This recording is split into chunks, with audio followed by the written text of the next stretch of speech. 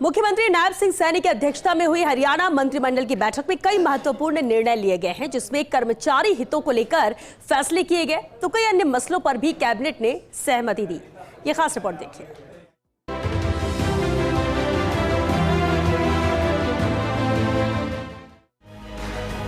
हरियाणा मंत्रिमंडल की बैठक में सरकारी विभागों और बोर्डों, निगमों में कार्यरत नियमित महिला कर्मचारियों को अतिरिक्त आकस्मिक अवकाश प्रदान करने के लिए हरियाणा सिविल सेवा अवकाश नियम 2016 में संशोधन को मंजूरी दी गई।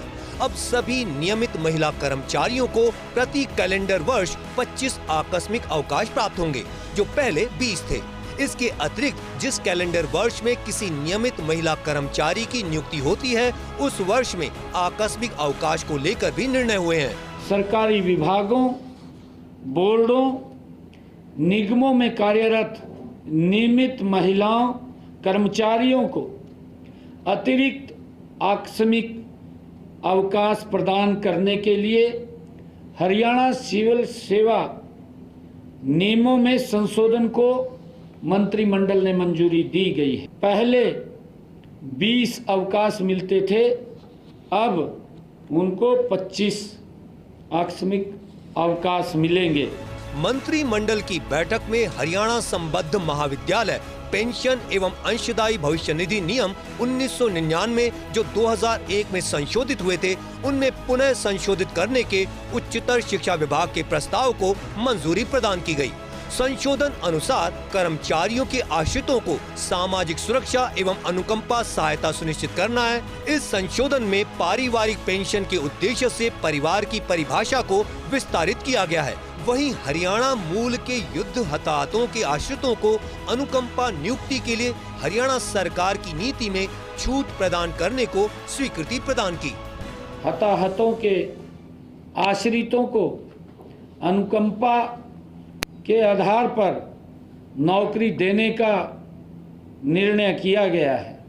8 शहीदों के आश्रितों को सरकार की नीति के अनुसार अनुकंपा आधार पर युद्ध में हताहत हुए सैनिक, अर्धसैनिक के आश्रित मृतक के पद आधार पर ग्रुप बी, सी या डी पदों पर नियुक्ति के लिए पात्र हैं। वहीं बैठक में कॉमन एलिजिबिलिटी टेस्ट CET नीति 2024 के अंतर्गत ग्रुप सी और ग्रुप डी पदों पर भर्ती संबंधित नियमों में संशोधन को मंजूरी दी गई। संशोधन के अनुसार ग्रुप सी पदों के लिए CET परीक्षा और अंकों के पैरा 7 में निहित प्रावधान को हटाया जाएगा।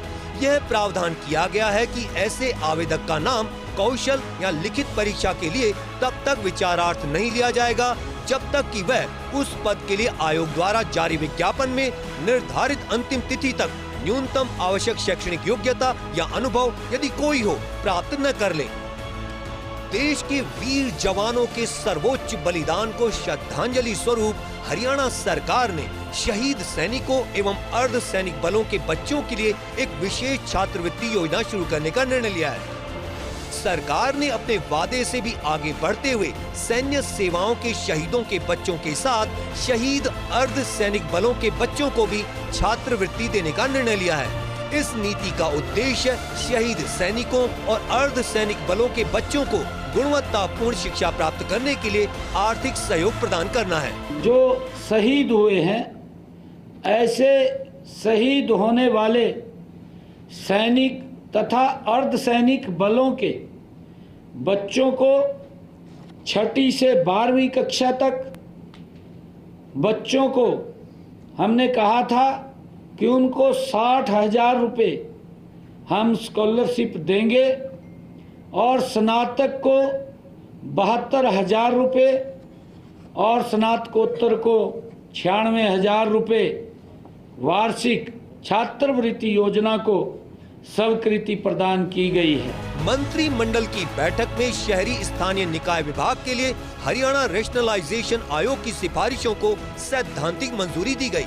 इस आयोग का उद्देश्य सरकारी इकाइयों को अधिक कुशल, पारदर्शी और जन आवश्यकताओं व भविष्य की मांगों के अनुरूप बनाना है। वहीं विकास परियोजनाओं के लिए सरकारी विभागों, उसकी संस्थाओं अर्थात बोर्ड एवं निगमों और सरकारी कंपनियों को स्वेच्छा से दी जाने वाली भूमि खरीद के लिए नीति 2025 को मंजूरी दी गई। मंत्रिमंडल की बैठक में कुल 33 एजेंडे रखे गए थे, जिनमें से 32 एजेंडों पर प्रस्ताव पास कर दिए गए हैं। मंत्रिमंडल की बैठक में लिए गए निर्णयों में कुछ ऐसे प्रस्ताव भी शामिल हैं जो बीजेपी ने चुनाव के समय संकल्प पत्र में किए थे। चंडीगढ़ से डॉक्टर थानेश्वर शर्मा की रिपोर्ट।